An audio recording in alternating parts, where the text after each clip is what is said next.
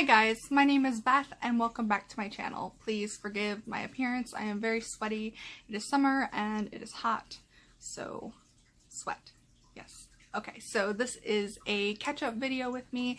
I hadn't posted in quite a while. The last book I posted about was Forbidden by Tabitha Suzuma, I believe her name is, and I just wanted to go over the books that I have read since then and what I am currently reading. Some of these books that I read were library books or audiobooks, so I may not have them with me, so I will put up a picture on the screen of what the book is. The first book I want to talk about is Caravel by Stephanie Garber.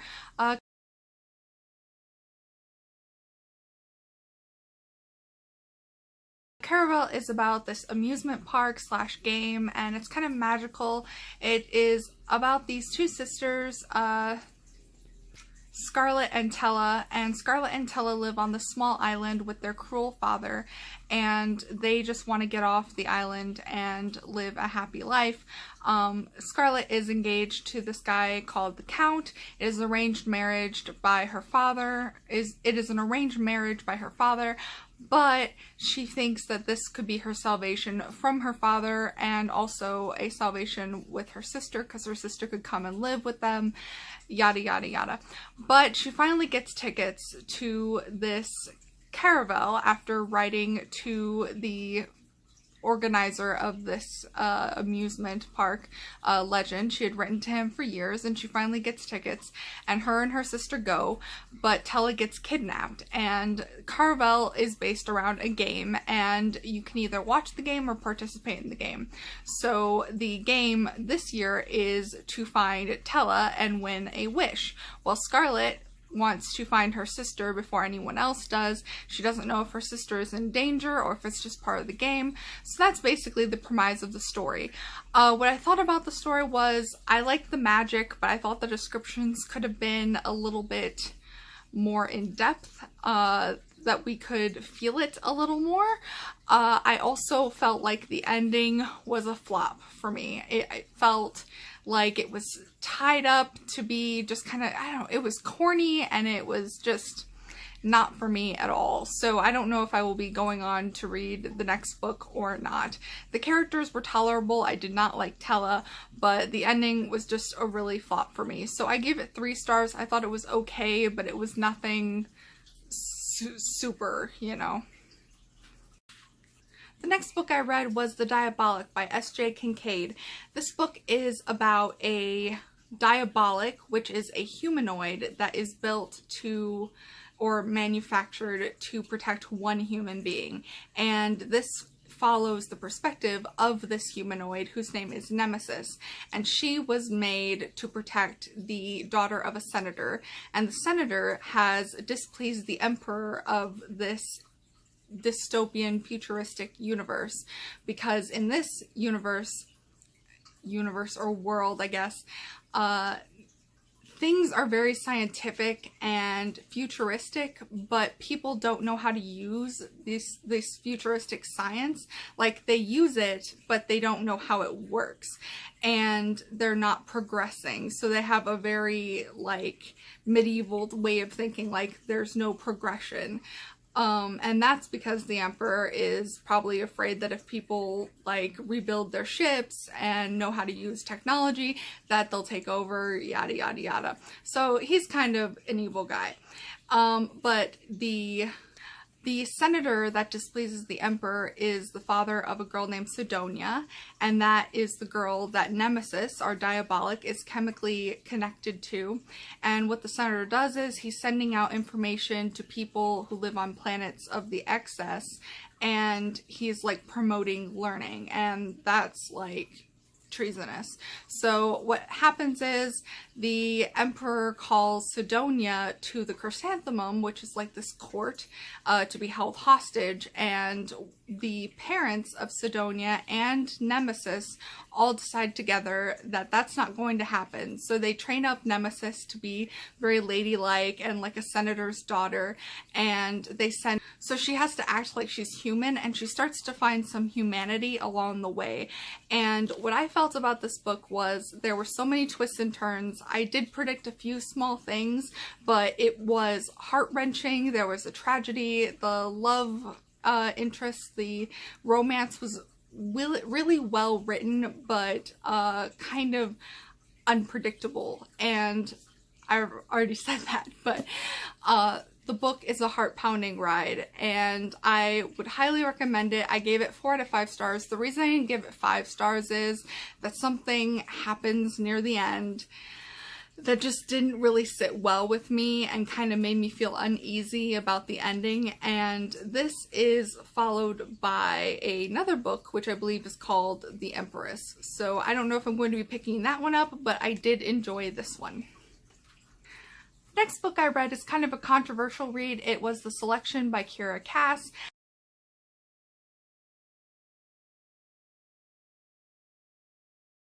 I was really expecting not to like this book. It's very fluffy, there's not a lot of substance to it, but basically what it's about is it's about this selection in which this prince has the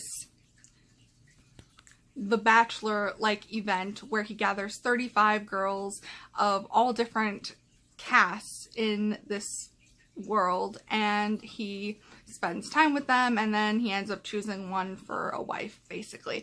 And we follow America Singer, and she is in cast number 5, and that's kind of low down. It's 3 up from the bottom, and she's in love with someone who is in cast 6, and she wants to marry him. So she wants nothing to do with the selection, but by the urging of her family and the urging of her love interest, whose name is Aspen, she decides to put her form into this collection of names, and she's like, well, I'm not going to get chosen anyway, but she ends up getting chosen.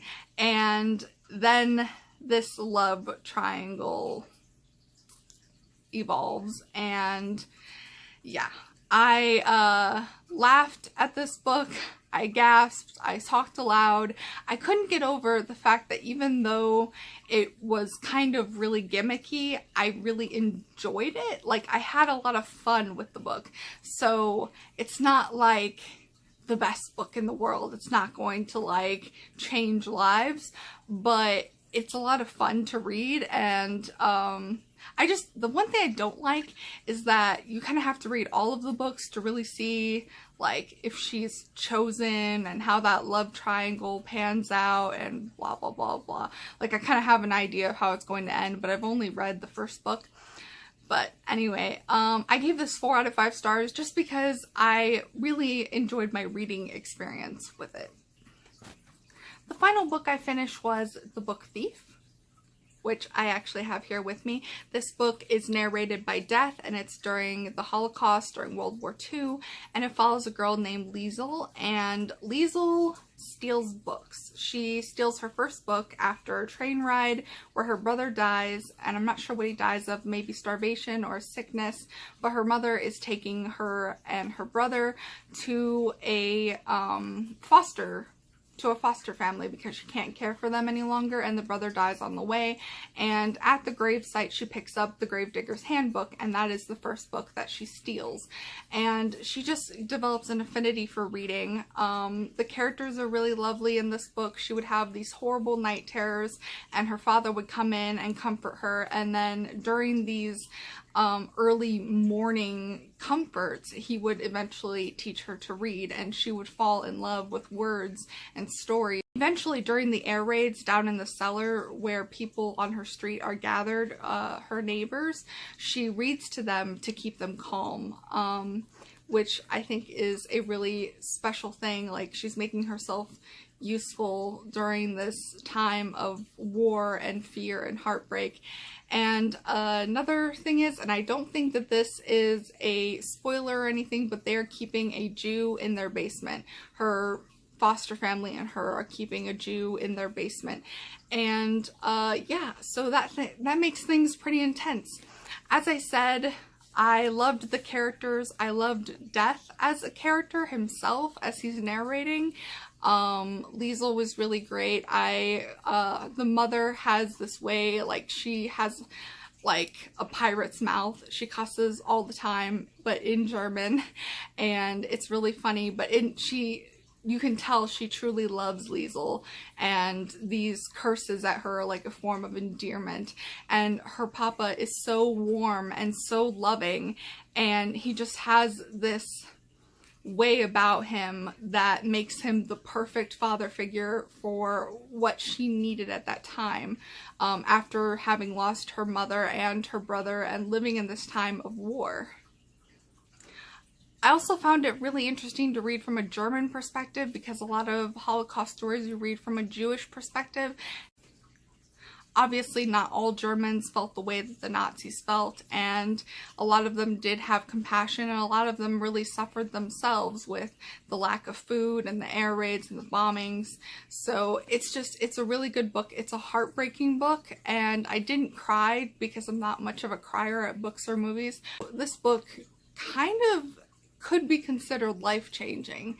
It is definitely one that I suggest that you pick up. Okay, now I'm going to talk about the books that I am currently reading, and this is in no specific order. But first we have Six of Crows by Leigh Bardugo. The first 70 or so pages of this book, I was so bored. I was like, everyone and their mother loves this book, but it's kind of reflecting, so I'm gonna put it down. But I can't get into it. And then I got 100 and something pages into it after starting it on audiobook, and I'm like, this is actually really interesting, and I could come to really love this book. So now I'm 200 and something away, almost 300 pages into this book, and I am really liking it. I'm finally excited about the plot. I finally care about the characters. I think the first part of it was, even though things were happening, I hadn't known the characters enough to care yet. But once I got to know the characters, it's like, okay, I care about the story. But anyway, what this book is about is, it's about this heist. These 6 misfits who are part of this gang come together, and they have to do this impossible heist to break this guy out of this fortress, which is, like, as I already said, impossible to get through. And they all have really unique backstories. I'm not doing the synopsis of it justice, but you just have to read it. It's by Leigh Bardugo. She has a really wonderful writing style. The world building is really nice, but I'm not finished with it yet. I'm going to be finished with it very soon, either today or tomorrow. Next we have Sarah's Key by Tabitha de Rosnay, I believe her name is pronounced. This book sounds really sad. It's put in 2 different times. It's back in the 1930s or 1940s when the Holocaust is happening, and it's in Paris, and then Paris in the early 2000s.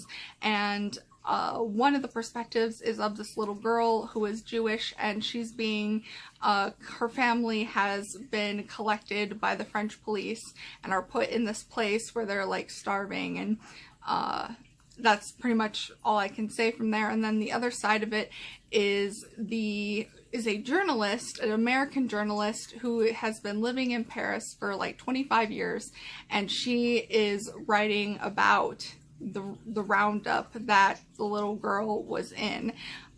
So really interesting, but sounds really sad. The next book I'm reading, and I'm almost done with, is Of Fire and Stars by Audrey Coulthurst. This book is about, it has magic in it, it's in a medieval setting. It is about this girl who is betrothed to marry the prince of this other kingdom, so their kingdoms may unite, but she ends up falling in love with her brother's sister. So it's like girl on girl romance, and it sounds extremely interesting, but the kingdom that she just got married into are against magic users, and she is having a hard time holding back her magic and hiding it from people. So I'm almost finished with this book. So far so good, and I'll talk about it more in another video. Last but not least is another extremely popular book. It is Strange the Dreamer by Laini Taylor. I can't even really describe what this book is about. I will try briefly. It is about a guy named Laszlo Strange. He is the dreamer, and he has dreamed about this city called Weep, which actually had another name, but it is long forgotten. So the Unseen City, I believe, is what he decides to call it, and he goes on this journey to find the city and fix a problem. And there are these other characters which I really shouldn't talk about because you should probably read it without knowing who they are. But the writing style is really magical, but it's very long and it's very detailed, and even though it's beautifully written, I had a little bit of trouble getting into it because there's so much world building, but I think I'm going to enjoy it once I get more into it. I am the least farthest done with this, if that makes sense. Are those even words? Least farthest done with this. I'm farther along in my other books than I am with this one, but yeah, I'm looking forward to finishing it. Thanks so much for watching, guys. I hope you enjoyed catching up with me, and I will see you in the next video. Bye!